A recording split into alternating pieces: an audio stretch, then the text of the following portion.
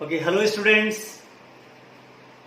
Lecture number 3 में आप सबका स्वागत है।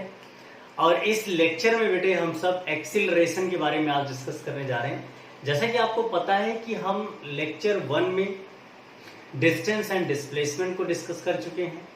लेक्चर नंबर 2 में स्पीड एंड वेलोसिटी के बारे में सब कुछ जान चुके थे। अब ये लास्ट टॉपिक इस तरीके का है जो हमारा इंट्रोडक्टरी पार्ट है। That is the acceleration. Lecture छोटा होगा लेकिन अच्छा होगा। स्टार्ट करते हैं acceleration.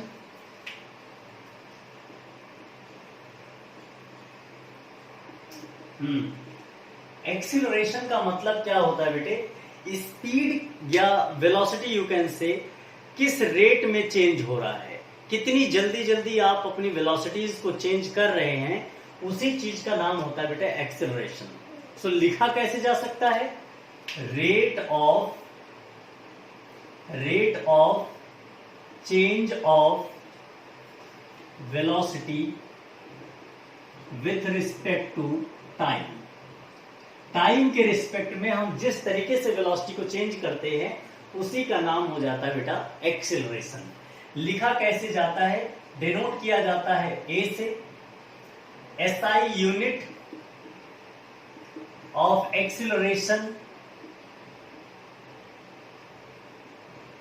That is metre per second square. ये याद रखेंगे बेटे हम सब। This is a vector quantity, और वेक्टर क्वांटिटी होने का मतलब आप बहुत अच्छे से समझ सकते हैं कि नॉर्मल मैथमेटिक्स से इसको सॉल्व नहीं किया जा सकता। हाँ, जिस तरीके का मैथमेटिक्स अभी हम पढ़ रहे हैं उसकी कुछ सर्टेन एप्लीकेशन है, उसी पे हम लोग ज्यादा बातें करेंगे, बहुत ज्यादा इस पर डिस्कस नहीं करेंगे। अगली बात है बेटा जी, it can be positive, negative और जीरो एनीथिंग। यहां जो बातें अब मैं आपसे शेयर कर रहा हूं, जरा उस बात पर ध्यान दिया जाए। यहां पॉजिटिव का मतलब आप समझेंगे एक्सीलरेशन का इंक्रीज होना, एक्सीलरेशन का इंक्रीज होना नॉर्मल। यहां आप समझिएगा एक्सीलरेशन का डिक्रीज होना, इनफैक्ट यू कैन से यहां स्पीड का इंक्रीज होना कह सकते हैं, स्पीड या वेलोसिटी का इंक्रीज होना। यहां पर कह सकते हैं स्पीड या वेलोसिटी का धीरे धीरे डिक्रीज होना या रिवर्स ऑर्डर में जाना। दूसरी बात है कि रिवर्स ऑर्डर में जाना, तो बेहतर है इसको लिखने का जो एक तरीका आपके लिए होना चाहिए, इसको पॉजिटिव वाले को तो सिंपल हम एक्सेलरेशन लिख देते हैं, एक्सेलरेशन, और निगेटिव वाले टर्म को बेटा हम रिप्रेजेंट कर देते हैं रिटार्डेशन से, रिटार्डेशन। और यहां जो आपके सामने एक जीरो दिख रहा है, जब भी एक्सेलरेशन जीरो होगा बेटे, ऐसी स्पीड का या ऐसे मोशन का नाम दे दिया जाएगा बेटा यूनिफॉर्म मोशन। यानी ऐसे मोशन में बेटा वेलोसिटी कांस्टेंट हो जाता है। मैं दोबारा रिपीट कर दूं, यहां पर वेलोसिटी से रिलेटेड जो बात मैं आपसे शेयर कर रहा था, वेलोसिटी पॉजिटिव डायरेक्शन में बढ़ती है, रिटार्डेशन का मतलब वेलोसिटी निगेटिव डायरेक्शन में बढ़ती है। आप इसको निगेटिव साइन से रिप्रेजेंट कर सकते हैं। यहां पर वेलोसिटी बेटा कांस्टेंट रहती है। तो सिचुएशन को ध्यान देना, ये निगेटिव डायरेक्शन में होता है, ये फॉरवर्ड डायरेक्शन में होता है, और यहां पर वेलोसिटी क्या हो जाती है बेटे? कांस्टेंट। ये बहुत खास बात है इस एक्सीलरेशन की। अगली बात, नेक्स्ट पॉइंट हम लोग डिस्कस करने जा रहे हैं बेटे कि एयर पाथ पे डिपेंड नहीं करता, ये केवल इनिशियल और फाइनल पोजीशन पर डिपेंड करता है। इट डज नॉट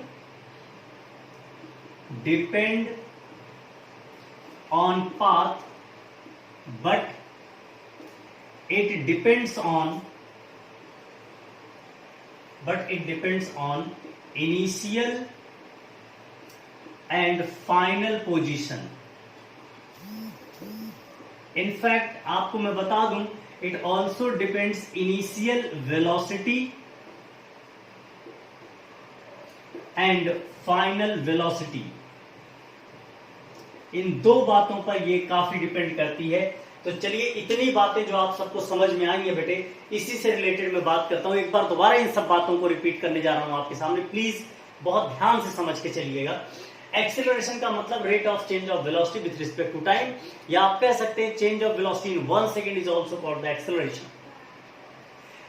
ए से रिप्रेजेंट किया जा सकता है, SI unit is metre per second square, vector quantity है, so it has direction as well. Positive, negative and zero से लिखा जा सकता है। पॉजिटिव का मतलब सिंपल एक्सेलरेशन, नेगेटिव का मतलब बोलेंगे रिटार्डेशन। अगर वैल्यू जीरो है तो कह दिया जाएगा दैट इज कांस्टेंट मोशन या कांस्टेंट वेलोसिटी चल रहा है। पॉजिटिव का मतलब एक्सेलरेशन होगी तो वेलोसिटी पॉजिटिव डायरेक्शन में मूव करेगी, रिटार्डेशन होगा वेलोसिटी नेगेटिव डायरेक्शन में मूव करेगी, और अगर यूनिफॉर्म मोशन है दैट मींस यहां पर वेलोसिटी बेटा कांस्टेंट होगी। That's a very important point.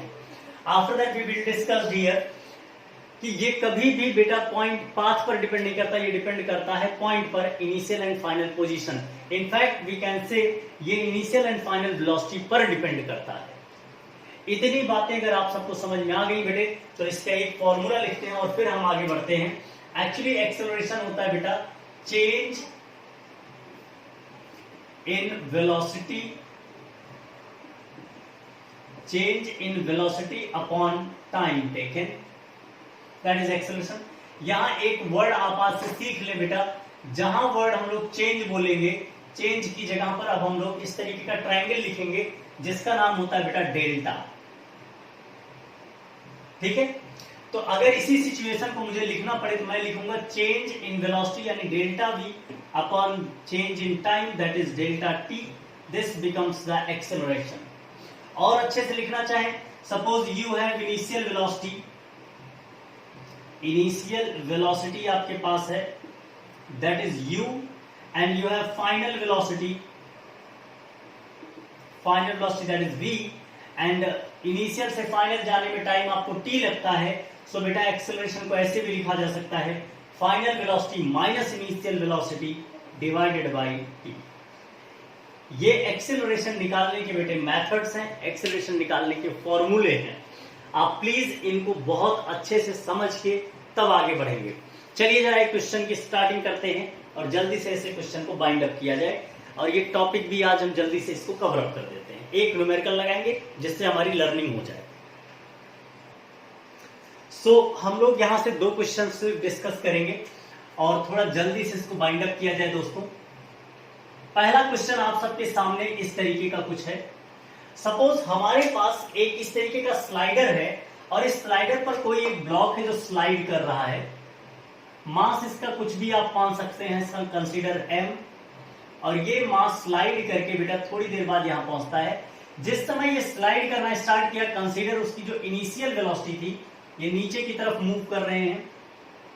जिस समय ये स्लाइड करना स्टार्ट करते हैं, इस समय इनकी इनिशियल वेलोसिटी में लिख सकता हूं 5 मीटर पर सेकेंड, और जब ये इस पोजीशन पर पहुंचते हैं तो कंसीडर इनकी वेलोसिटी हो जाती है बेटा 25 मीटर पर सेकेंड। और यहां पर जब मैंने देखना स्टार्ट किया, सपोज उस समय टाइम 0 से मैंने वॉच किया, और यहां से यहां तक पहुंचने में जो टाइम लगा t, that is equal to consider as 4 second. आप एक बात बताओ, जैसे जैसे ये नीचे की तरफ बढ़ रहा है बेटे उसकी वेलोसिटी लगातार बढ़ती जा रही है। So what will be the acceleration during this process? तो आपके पास गिवन डेटा होगा, ऐसे लिखेंगे आप, गिवन डेटा। क्या गिवन है मेरे दोस्त? Initial velocity that is 5 metre per second, final velocity that is 25 metre per second. Finally you have time, time is 4 second for the motion. Now find the acceleration that is v minus u whole divided by t। So क्या होता है बेटा जी? Final that is 25, initial that is 5 divided by 4। So answer becomes 20/4 that is 5 metre per second square. This is the answer. ये important question यहां पर आप देख सकते हैं, बिकॉज स्पीड इंक्रीज कर रही है सो एक्सेलरेशन इज पॉजिटिव। जैसा हमने अभी थोड़ी देर पहले देखा था कि अगर स्पीड पॉजिटिव आएगी, सो अगर एक्सेलरेशन पॉजिटिव आता है तो स्पीड बेटे बढ़ता हुआ नजर आएगा। सो 5 से 25 हो गया। बट व्हाट विल हैपन अगर सिचुएशन को थोड़ा सा रिवर्स कर दिया जाए? सेम क्वेश्चन उठाते हैं और इसी को ऐसे लेकर चलो, यहां पर ऑब्जेक्ट था और यहां तक आपने इसे पहुंचा दिया। Still mass is m, but at this position now object is moving like this, and the velocity, initial velocity over here is 5 meter per second. Sorry, you can take 25 meter per second, and the final velocity becomes only 5 meter per second. So put it over here like 5 meter per second. and during this process we are watching from 0 time, so t is equal to 4 second. So what will be the acceleration in this process? Again you have the same data, just u and v exchanged over here. So given data you can write like this.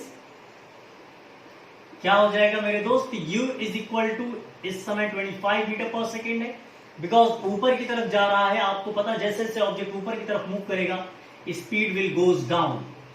ऐसी condition में क्या होती है बेटा, time तो लगा ही लगा 4 second.